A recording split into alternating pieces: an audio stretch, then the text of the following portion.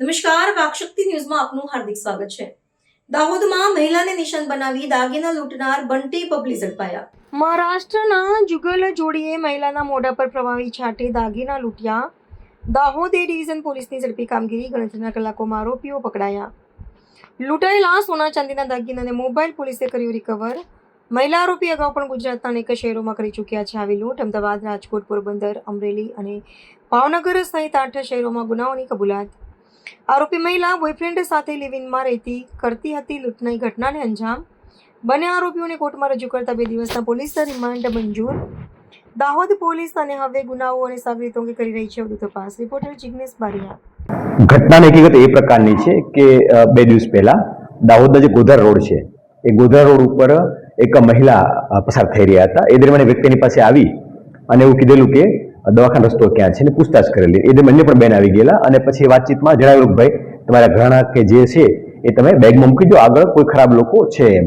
આ પ્રકારે વાતચીત કરી ભરોસામાં લઈ અને પછી નજર ચૂકવી અને એમની પાસે જે કાનમાં પહેરવાની બુટીઓ હતી, મંગળસૂત્ર હતું, ચાંદીની વસ્તુ, તમામ વસ્તુઓ છે કઢાવી અને થેલીઓ મુકાવી હતી અને પછી એ નજર ચૂકવી અને ભરોસામાં લઈ અને વસ્તુ લઈને નાસી ગયા હતા.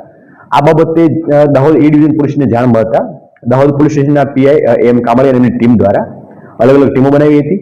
ટેકનિકલ સર્વેલન્સ અને બાતમીઓ એક્ટિવ કર્યા હતા અને સમગ્ર બાબતે ટેકનોલોજી ઉપયોગ કરી એનાલિસિસ કરતા આ બંને વ્યક્તિઓ છે જે લઈ જનાર એક વ્યક્તિ ભાઈ અને એક લેડીઝ એ બંનેને પકડી પાડવામાં સફળતા મળી છે અને જે મુદ્દામાલ ગયો હતો એ લગભગ 100% મુદ્દામાલ રિકવર પણ થઈ ગયો છે.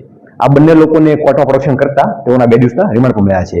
બંને આરોપી છે એમના નામ જોવા જઈએ તો વાસીમ ગુલાબ શેખ અને સલમા વાઇફ ઓફ ઇકબાલ કમરુદ્દીન શેખ છે અને બંને છે મહારાષ્ટ્રના માલેગાંવના રહેવાસી છે અને તેઓ બાઇક ઉપર આ રીતે આવી અને લોકોને ભરોસામાં વિશ્વાસમાં લઈ એમની પાસેથી ઘરેણા પડાવી લેવાની ટેવ ધરાવે છે.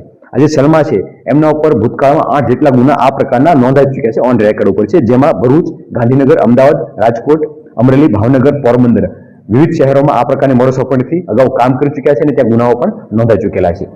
આ તમામ લોકોને લગભગ 24 કલાકની આસપાસના સમયમાં એ ડિવિઝન ટીમ દ્વારા પકડી પાડી અને 100% મુદ્દલ કરવામાં સફળતા મેળવેલી છે.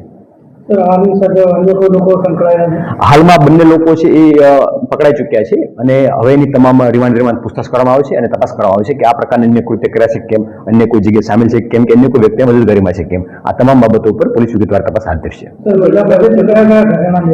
જે ઘરેણામાં સોનાની નાની વાળી હતી, 4 નાકનો કાંટો હતો, ગળાનું મંગળસૂત્ર હતું, પેન્ડલ હતું, ચાંદીની વિછુડી હતી અને એક મોબાઈલ ફોન હતો. આ તમામ વસ્તુઓ છે જે ગઈ હતી એ લગભગ 100% રિકવર થઈ ગઈ છે.